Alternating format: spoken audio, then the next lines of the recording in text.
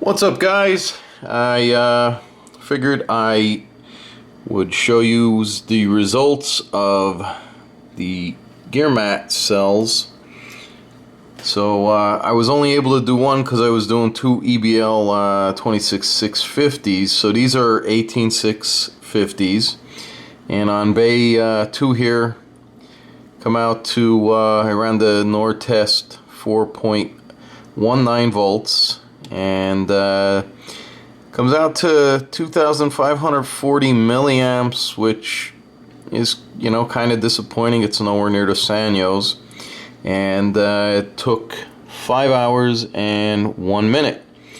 And the MR, the internal resistance, is 53, and I did that at 1,000 milliamps. And I'll be testing the other one because this is a 2-pack flashlight. I'll let you guys know what this one is when it's done. Alright, so we got the second Gearmatte cell done. It took 4 hours 46 minutes, and we're at 3.73 volts, and this one came in at 2,417 milliamps. The other one came in at 2,540 milliamps. The internal resistance on this one is 57, where the other one was 53.